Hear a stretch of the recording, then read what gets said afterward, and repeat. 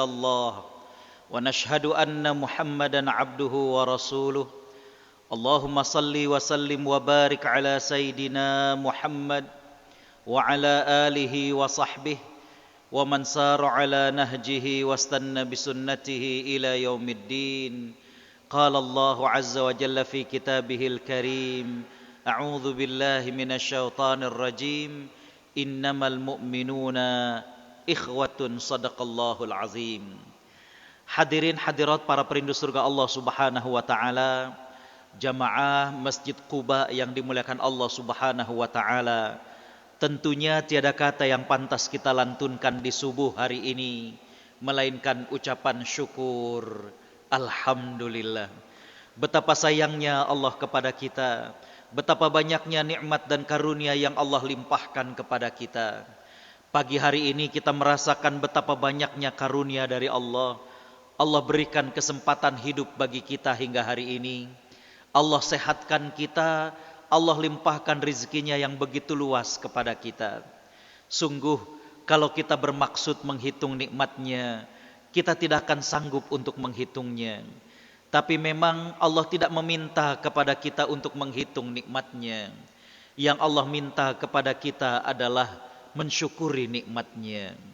Tak lupa salawat teriring salam kita haturkan kepada panutan kita Nabi Muhammad sallallahu alaihi wasallam.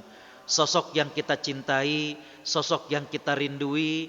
Kita berharap mudah-mudahan dengan cinta kita kepada Nabi sallallahu alaihi wasallam, Allah Subhanahu wa taala muliakan kita untuk satu surga dengan Nabi sallallahu alaihi wasallam di surganya. Amin ya rabbal alamin. Hadirin hadirat para perindu surga Allah Subhanahu wa taala. Ini merupakan kali kedua kajian kita dan tema kali ini adalah tentang ukhuwah Islamiyah, harapan Nabi sallallahu alaihi wasallam. Hal yang pertama yang saya sampaikan adalah bahwa ukhuwah Islamiyah merupakan salah satu dari 3 unsur kekuatan yang menjadi karakteristik masyarakat Islam di zaman Nabi sallallahu alaihi wasallam. Bapak Ibu buka dalam sejarah bagaimana peperangan yang pertama terjadi antara kaum muslimin dengan orang-orang Quraisy itu adalah perang Badar. Dan Allah Subhanahu wa taala berikan kemenangan kepada kaum muslimin.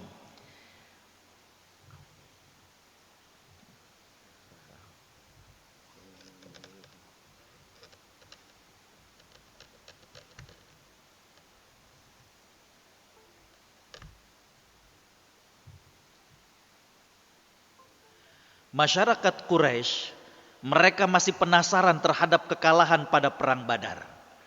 Maka mereka kemudian mengajak yang lainnya untuk kemudian menyerang ke Madinah dan membunuh Nabi Muhammad SAW.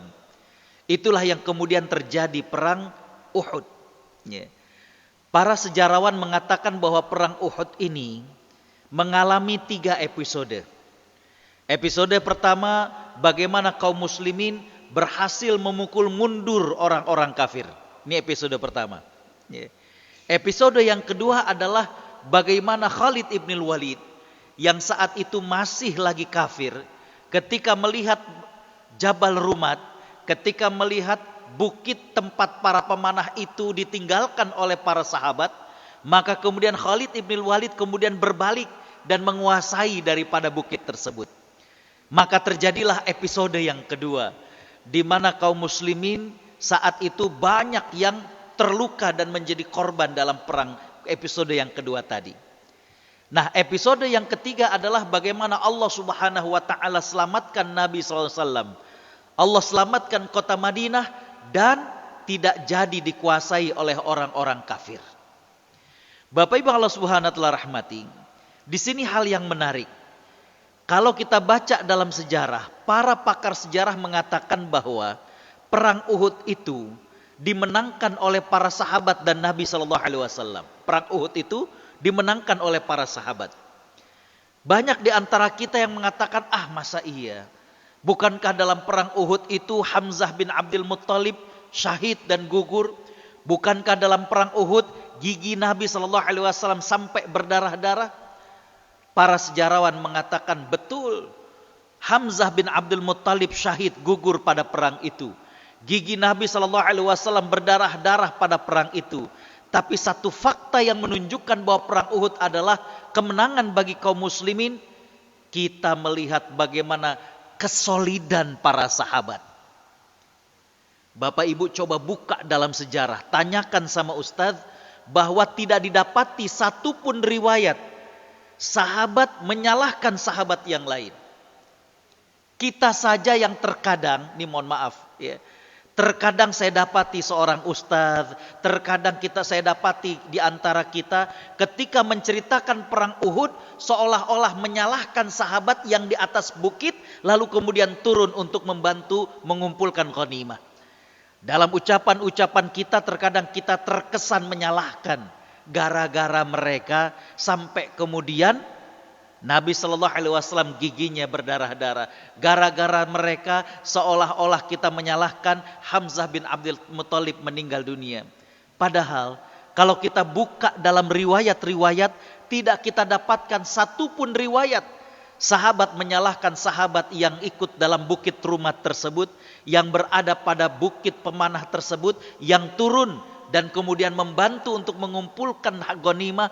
Tidak ada riwayat bagaimana sahabat menyalahkan mereka. Bukankah ini menunjukkan ukhuwah Islamiyah yang luar biasa, kesolidan yang luar biasa. Dan saya katakan bahwa itu satu dari 3 unsur kekuatan yang dimiliki oleh masyarakat sahabat di zaman Nabi SAW. Ukhuwah.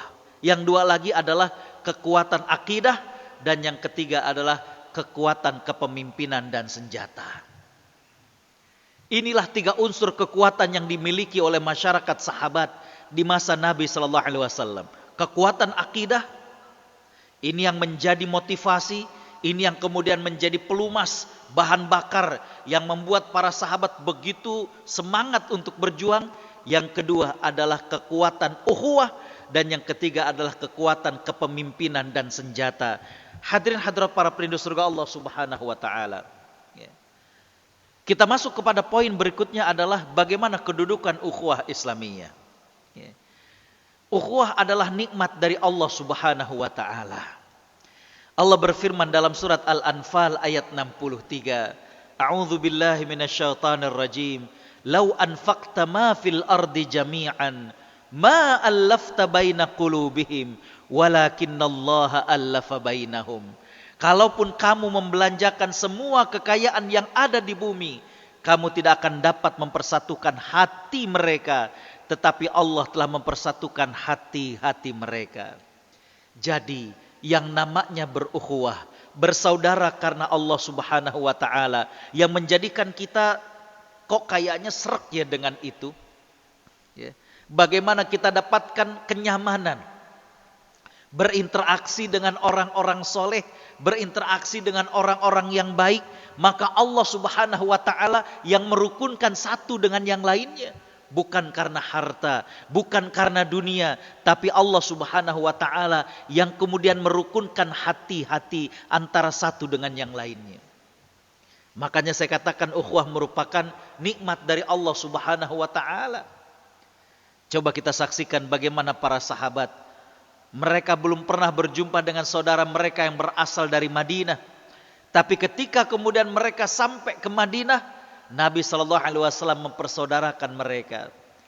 Nabi SAW mempersaudarakan antara Salman yang berasal dari Persia dengan sahabat yang bernama Abu Darda. Bapak Ibu Allah Subhanahu wa taala rahmati, ada satu peristiwa yang menarik. Sahabat Abu Darda atau nama aslinya adalah Tamim bin Aus Ad-Dari radhiyallahu an, itu asalnya dari Madinah. Asalnya dari Madinah. Salman dari namanya saja Al-Farisi, asalnya dari Persia. Nabi SAW mempersaudarakan mereka. Jadi dipersaudarakan, udah kayak saudara keduanya ini. Salman Al-Farisi tertarik dengan seorang wanita dari Madinah. Maka kemudian dia menyampaikan kepada Abu Darda untuk melamarkan wanita tersebut untuk dirinya. Abu Darda kan orang Madinah, maka kalau dia yang kemudian datang ke orang tua gadis tersebut, maka diharapkan untuk memuluskan usaha melamar tersebut. Apa yang terjadi? Ketika sahabat Abu Darda datang ke rumah orang tua gadis tersebut dan menyampaikan bahwa saudaranya yang bernama Salman yang berasal dari Persia tertarik dengan putri bapak, dan kemudian disampaikan bagaimana kehebatan Salman Al-Farisi, bagaimana ide-ide Salman Al-Farisi yang sangat luar biasa dalam peristiwa perang Khandaq. Tapi apa yang terjadi? Ternyata ayah dari gadis itu justru ingin menjodohkan putrinya kepada Abu Darda. Bapak Ibu bisa bayangkan, ya, kita pendatang nih di Cipondoh, kita pendatang. Kemudian ada orang asli sini yang kita suka ketemu di masjid, dan kemudian kita tertarik dengan seorang gadis yang rumahnya dekat dengan orang tadi. Kita titip, Pak, tolong dong lamarin perempuan itu. Ya. Bapak kan orang asli sini, saudara kan orang asli sini. Kayaknya kalau ngomong langsung sama ayahnya untuk menjadikan putrinya saya lamar, mudah-mudahan lancar. Tapi ternyata bapak sang gadis inginnya menikahkan putrinya dengan teman kita. Apa yang terjadi kira-kira? Ya.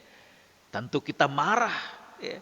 Bapak Ibu Allah Subhanahu wa taala rahmati, pulang dari rumah gadis tersebut, sahabat Abu Darda bingung menyampaikan hal ini kepada Salman. Bagaimana dia harus ngomong? Ya.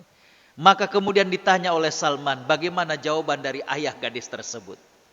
Dijawab terus terang bahwa Salman, ternyata ayah dari gadis tersebut justru ingin menjodohkan putrinya untuk diriku. Aku malu bener ngomong begini. Artinya gak enak bener ngomong begini. Apa yang terjadi? Salman kemudian mengatakan kalimat yang dicatat dalam sejarah. Kata beliau, mestinya aku yang malu. Aku menginginkan gadis itu untuk diriku, tapi Allah menginginkannya untuk dirimu. Subhanallah. Ya.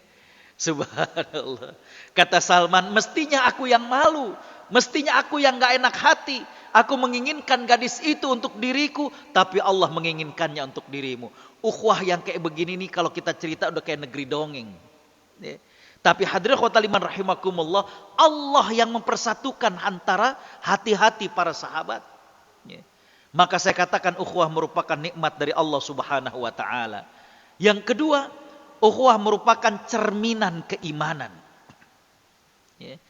Allah Subhanahu wa taala berfirman dalam surat Al-Hujurat, A'udzu billahi minasyaitonir rajim, innamal mu'minuna ikhwatun. Hanya saja orang-orang yang beriman itu bersaudara. Allah Subhanahu wa taala mengawali dengan kalimat al-mu'minun untuk menunjukkan bahwa ketika suasana keimanan dalam hati kita ini meningkat, kita rasakan tuh akrab sama teman-teman.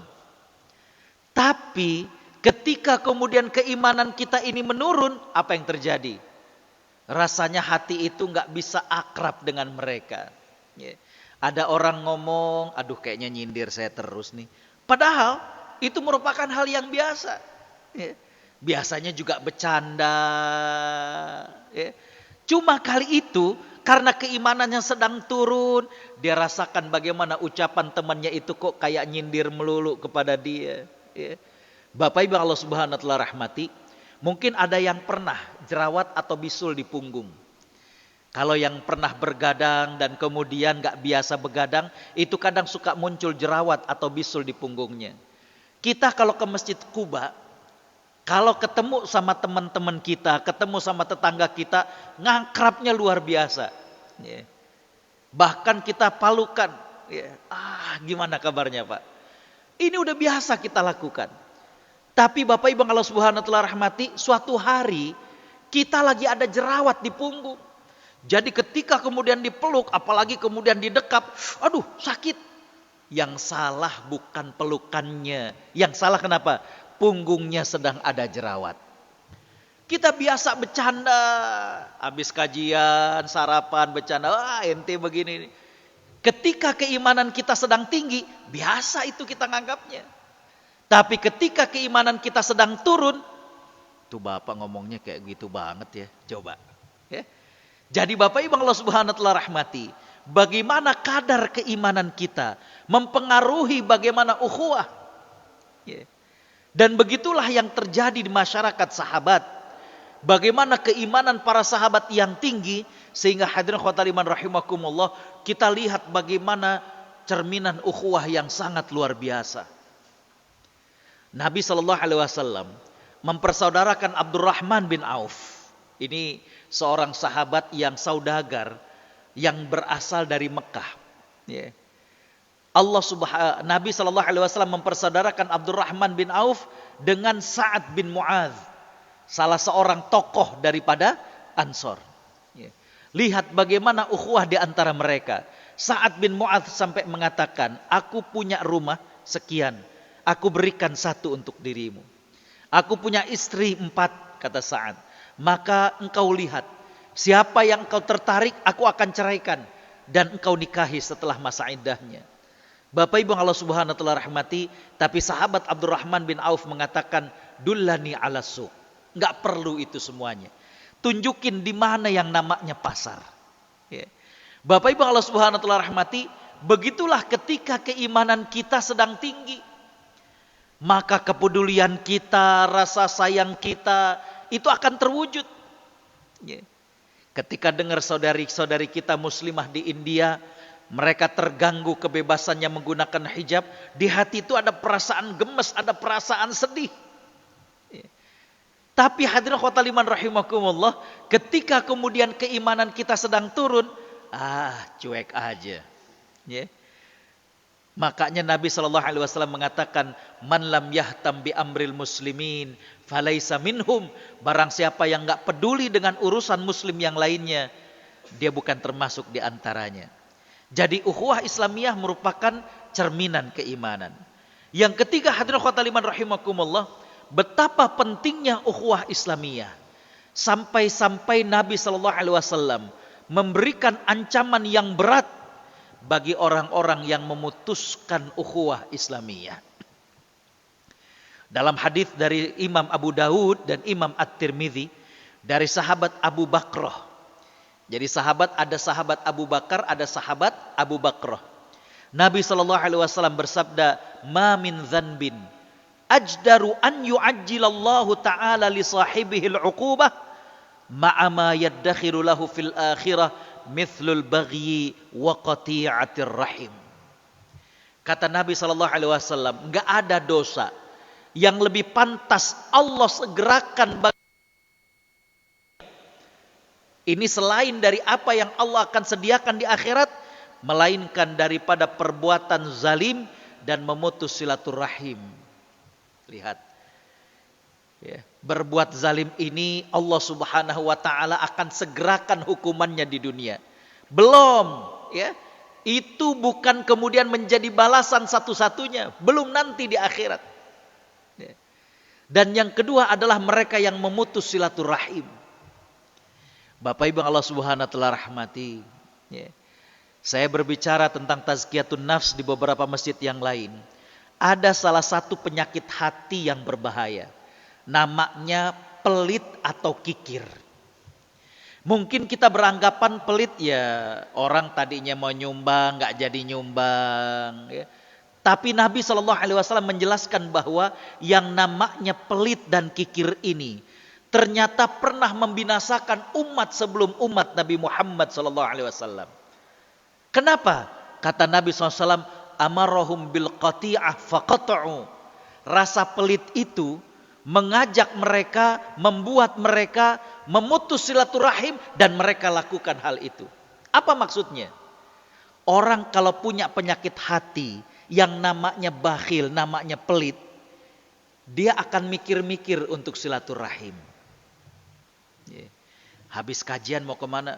Kita nengokin orang tua yuk. Aduh, belum ongkosnya, belum tolnya, belum ntar kita bawa-bawaannya. Ntar di sono ada adik kita, ada keponakan, belum ngasih duit ini dan itunya.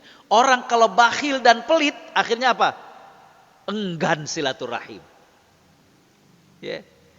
Mau aktif di masjid, udah biasa aja deh. Tapi lama-kelamaan, waduh kayaknya gak enak nih di masjid ditagihin melulu. Ayo yang mau nyumbang, siapa yang mau nyiapkan sarapan subuh. Ya.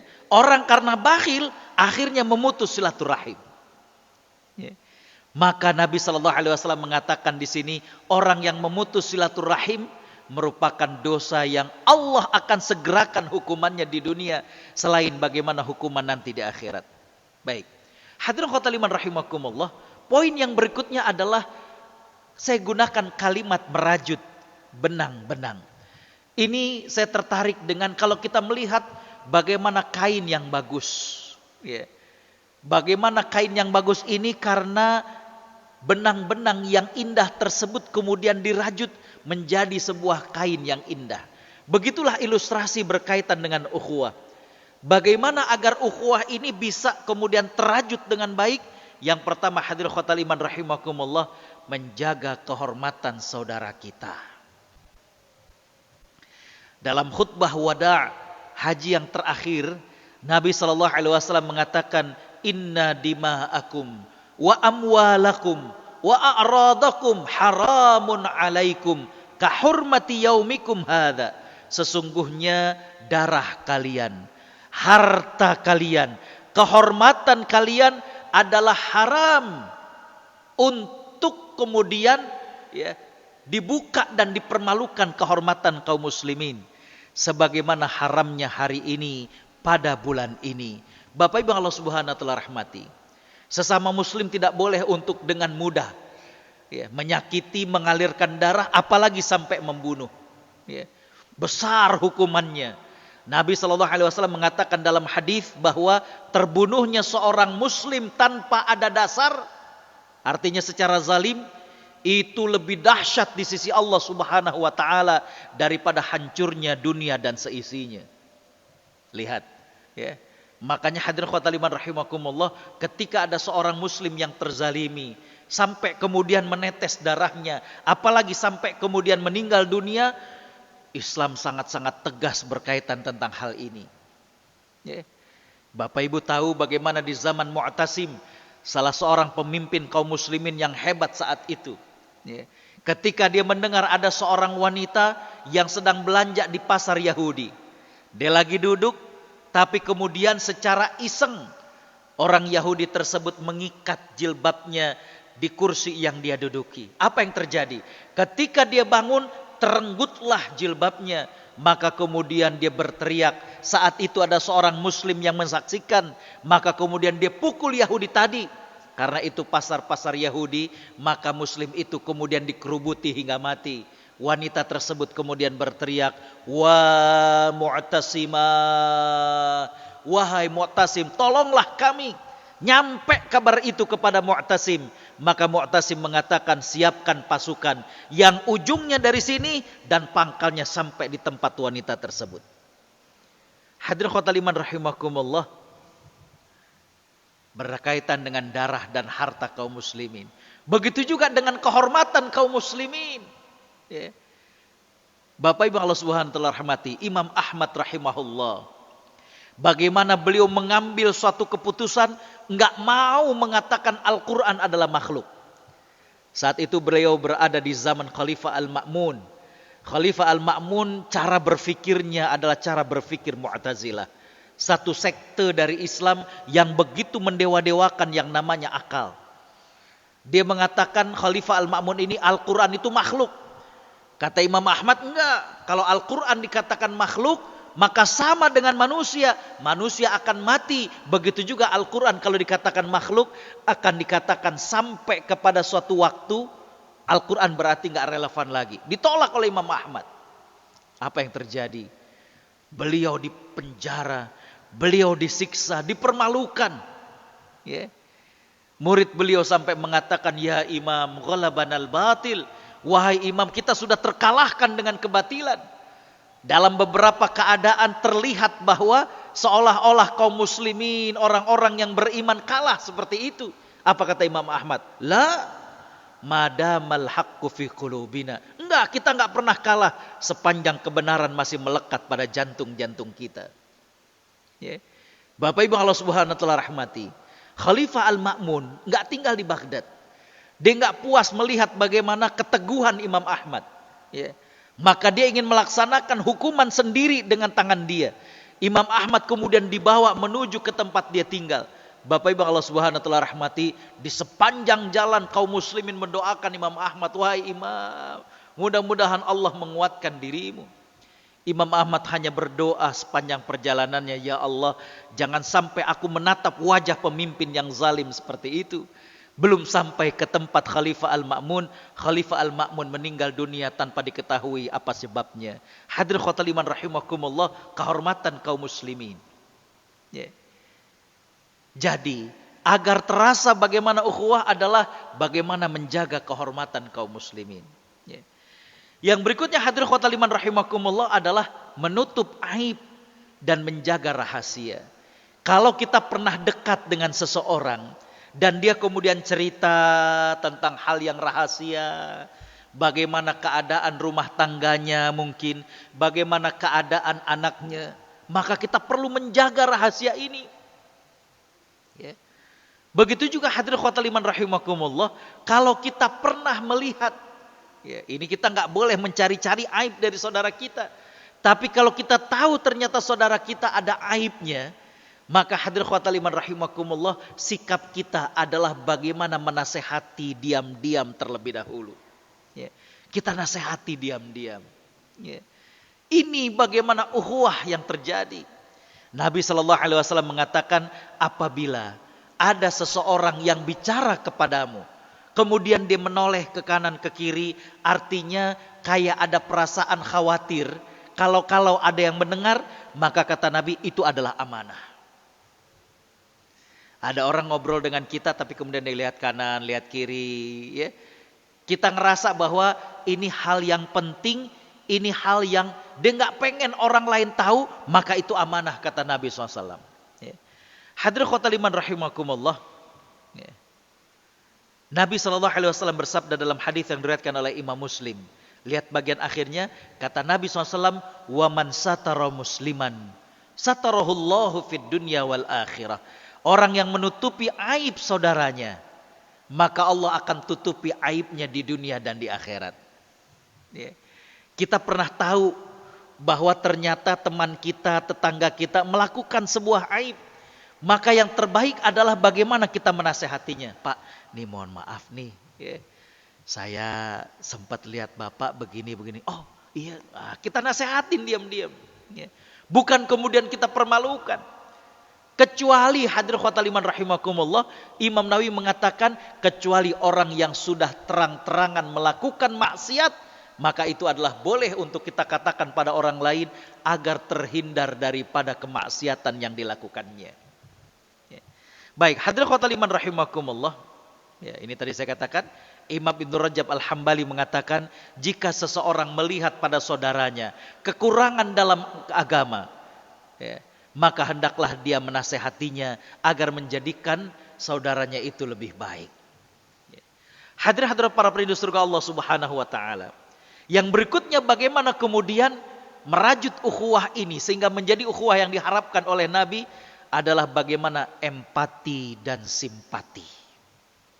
Nabi SAW bersabda, man ahabba an yuzahzah anin nar wa yudkhalal jannah falta'ti maniyatuh wa huwa yu'minu billahi wal yaumil akhir wal ya'ti ilan nasil ladzi yuhibbu an yu'ta ilaih.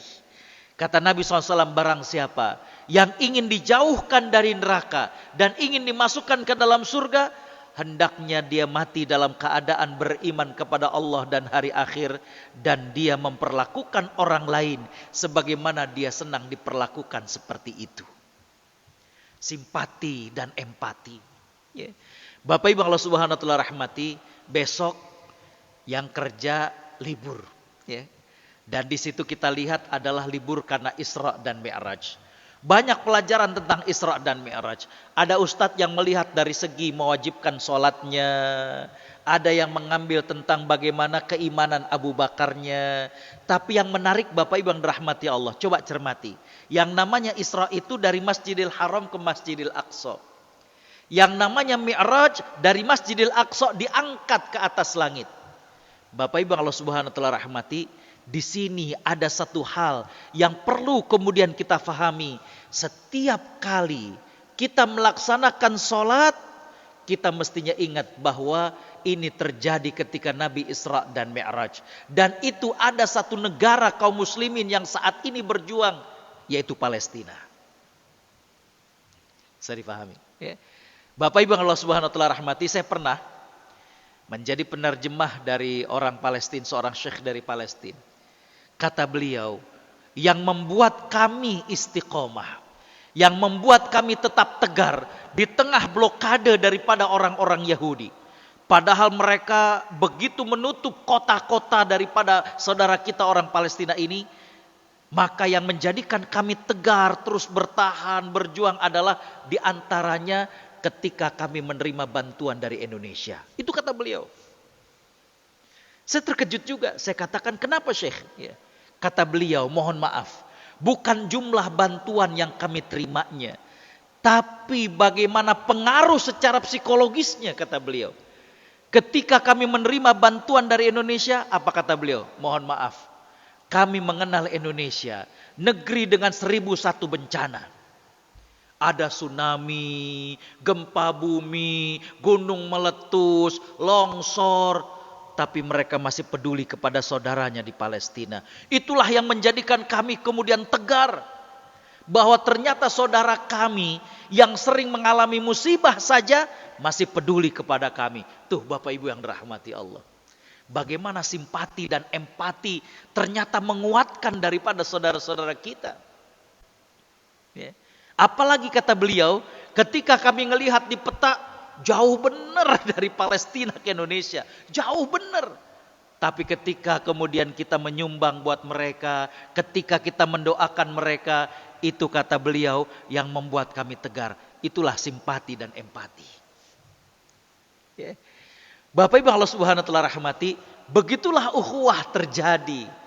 Bagaimana empati dan simpati satu dengan yang lain. Ikut merasakan apa yang dirasakan oleh saudaranya. Ya. Ini kalau kisah tentang ini, bagaimana di masyarakat sahabat ini subhanallah banyak sekali. Ya. Tapi Bapak Ibu Allah Subhanahu wa taala rahmati, saya akan cerita sedikit. Berapa tahun yang lalu saya diundang ke Austria. Ibu kotanya Wina. Ya. Austria ini orang sering keliru dan ketukar dengan Australia. Makanya Bapak Ibu kalau nyari souvenir di Austria ini banyak tulisan-tulisan gantungan kunci yang tulisannya Austria no kenguru. Di Austria ini nggak ada kanguru, yang adanya itu di Australia. Hampir tiap hari saya telepon ke orang tua, ke istri. Satu saat ibu saya bilang gini, Gus, ada duit zakat nggak? Saya bilang ada mak. Ya. Ibu saya tinggal di Cempaka Putih di Jalan Mardani. Saya bilang emangnya kenapa mak? Ibu saya cerita enggak, ada teman mak ngaji, kayaknya dia mustahik deh Gus. Saya bilang kalau mak yakin dia mustahik ya udah salurin aja kepada beliau. Tapi saya masih juga penasaran emangnya kenapa? Ibu saya cerita teman mak ini kalau datang ke pengajian, ibu saya itu ngajinya dekat daerah Johar Baru. Kalau ada yang tahu daerah Cempaka Putih, Mardani itu perbatasan Cempaka Putih Barat dengan Johar Baru. Kata ibu saya, teman mak ini kalau datang ke pengajian, walaupun datangnya duluan, duduknya paling belakang. Ntar kalau ada yang sakit, dirawat di rumah sakit Islam kan deket tuh. Dia yang paling rajin ngajak nengok. Ntar kita naik bajai nih Gus, dia duluan yang bayarin ongkos bajainya. Tapi kayaknya dia mustahik deh Gus. Ya udah kalau mak yakin dia mustahik, udah salurin aja kepada beliau. Berangkatlah ibu dengan istri saya ke rumah orang tersebut. Ternyata benar, rumahnya sangat-sangat sederhana. Kalau ada yang tahu daerah Mardani itu rumahnya di daerah Kabel. Dekat kabel-kabel. Nanti ujungnya itu Rawasari. Bapak Ibu Allah Subhanahu wa taala rahmati, ditanyalah dua hal ini kepada perempuan tersebut. Karena udah lebih tua dari ibu saya sendiri manggilnya Mbok. Mbok, kenapa sih kalau datang ke pengajian kok duduknya paling belakang? Apa jawaban beliau? Soalnya malu bu, baju yang pantas buat ngaji cuma 2. Ya Allah. Ya. Kadang istri kita, kadang muslimah kita, bajunya belum terlalu buruk, tapi udah ada model baru ganti lagi. Ada gamis model baru ganti lagi. Ada jilbab model baru ganti lagi. Ini ada seorang wanita yang dia baju yang pantas dia pakai buat ngaji cuma 2. Jadi kagak nyalin, itu aja tiap minggu. Ya. Ini yang bikin dia malu. Yang menarik ketika ditanya hal yang berikutnya. Kalau kondisi mbok kayak begini, kenapa kalau ada yang sakit mbok yang paling rajin ngajak nengok? Ntar mbok duluan yang bayar ongkos bajainya. Apa kata beliau? Jawaban beliau ini nggak pernah saya lupakan. Beliau mengatakan, kan sorga bukan cuma buat orang kaya doang, Bu. Subhanallah. Bapak Ibu Allah Subhanahu wa taala rahmati, kadang kita kalah dengan orang yang lebih sederhana dari kita. Ya. Sederhana pendidikannya, sederhana hartanya. Ya. Ternyata beliau katakan sorga bukan cuma buat orang kaya doang. Ya. Lantas kemana empati dan simpati kita ketika ada teman yang sakit, ternyata orang yang lebih sederhana, yang jauh lebih sensitif, dia duluan yang ngajak nengok. Ya. Bapak Ibu Allah Subhanahu wa taala rahmati. Ya. Inilah di antara bentuk ukhuwah. Bagaimana empati, simpati. Yang berikutnya adalah bagaimana bisa rukun dengan muslim yang lain. Bagaimana bisa rukun dengan mukmin yang lain. Dalam hadis Nabi SAW mengatakan, al-mu'minu ilfun ma'luf, la khaira man la ya'laf wa la yu'laf. Kata Nabi SAW, seorang mukmin itu hidupnya rukun. Tidak ada kebaikan bagi yang tidak hidup rukun dan harmonis. Kita lihat para sahabat Nabi SAW, setelah mereka masuk Islam, mereka makin akrab dengan orang-orang beriman. Ya. Kalau kemudian saat sekarang ini ada fenomena mereka-mereka yang mau hijrah, tapi kemudian nggak bisa ngakrab dengan kaum muslimin yang lain, ya. Nggak bisa dekat dan harmonis dengan muslimin yang lain, something wrong nih. Ya. Ada yang salah di ukhuwahnya ini. Ya. Ada yang salah di ukhuwah ini. Lihat bagaimana Nabi mengatakan orang mukmin itu hidupnya rukun. Ya. Bapak Ibu Allah Subhanahu wa taala rahmati. Disertasi doktor saya adalah tentang bagaimana membandingkan cara memahami hadis antara mazhab Hanafi dengan mazhab Syafi'i. Ya. Karena kajiannya cukup berat. Waktu itu profesor menyarankan agar cari dua ulama yang masing-masing punya kitab hadis tapi beda mazhab. Saya coba cari. Dapat dua orang ulama, yang satu mazhabnya Syafi'i, yang satu mazhabnya Hanafi. Dua-duanya ulama hadis, dua-duanya punya kitab hadis yang sangat bagus sekali. Yang menarik, dua-duanya temenan. Coba. Ya. Hadirin khotaliman rahimakumullah, kita yang kadang ilmu belum terlalu banyak, ketika kemudian beda pandangan, kayaknya udah kayak gimana. Ya. Bapak Ibu Allah Subhanahu wa taala rahmati, mestinya yang namanya orang beriman, ini kata Nabi, hidupnya tuh rukun sama mukmin yang lain. Ya. Itu kalau kemudian kita ingin merajut ukhuwah. Baik, hadirin khotaliman rahimakumullah, saya ingin mengatakan singkat karena kita sudah syuruk. Secara singkat nih. Tapi dalam berukhuwah ternyata ada ranjau-ranjaunya. Ranjau itu kan dia kalau kita nggak sadar nginjek kemudian terjadi sesuatu yang dahsyat. Ya. Saya catat ada 4, ini nggak saya detailkan karena waktu. Yang pertama adalah dosa dan maksiat. Ada seorang salafus soleh yang mengatakan begini, ya, apabila engkau rasakan adanya hambar dalam sikap orang lain kepadamu, fadzalika lidzanbin ahdatstahu, maka itu dikarenakan dosa yang kau lakukan kepada Allah. Maka bertobatlah dan istighfar kepada Allah Subhanahu wa taala. Kalau kita ngerasakan, loh kok si bapak itu biasanya ngakrab, kok sekarang kayaknya hambar ya. Maka kata beliau, coba introspeksi diri. Ya. Jangan-jangan itu karena dosa yang kita lakukan secara diam-diam. Itu yang membuat orang jadi nggak deket sama kita. Nggak dengket, nggak lengket. Ya. Chemistry-nya nggak nyampe. Kenapa? Karena kita ternyata banyak dosanya. Ini ranjau dalam berukhuwah. Ya. Kita masih bertetangga, kita masih satu masjid. Tapi karena kita punya dosa, jadinya nggak tahu chemistry itu nggak nyampe aja, nggak kena, nggak masuk. Ya. Kata beliau, itu dikarenakan dosa yang kau lakukan kepada Allah. Tobat, istighfar kepada Allah Subhanahu wa taala. Jadi hati-hati dengan dosa yang kita lakukan secara diam-diam. Allah terkadang tidak memberikan balasan secara langsung, tapi Allah cabut bagaimana simpati orang lain. Orang lain kok kayaknya nggak bisa deket ya, kalau sama dia kayaknya enak bener nih. Ya.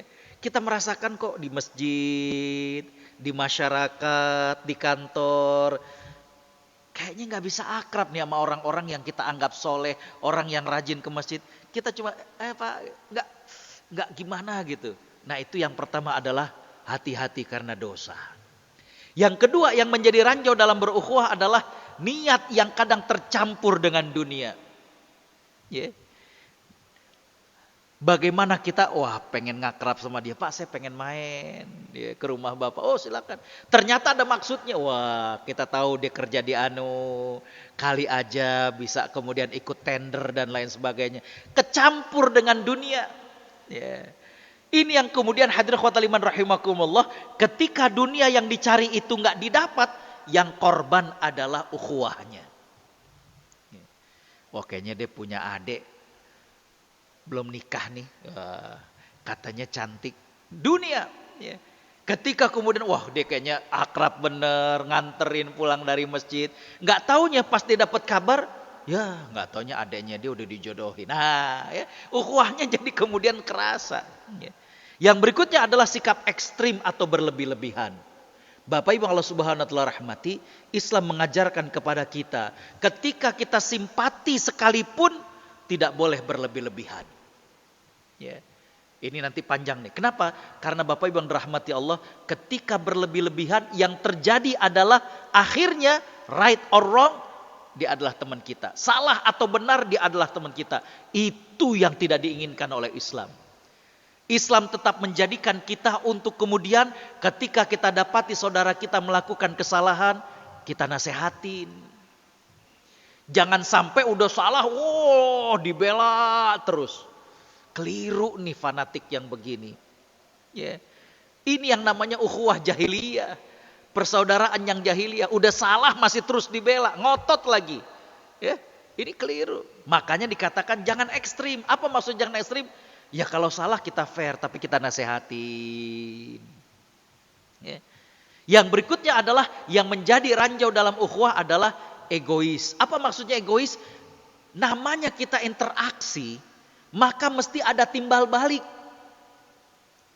Ketika seseorang itu egois, ini yang kemudian merusak dari namanya ukhuwah. Apa contohnya?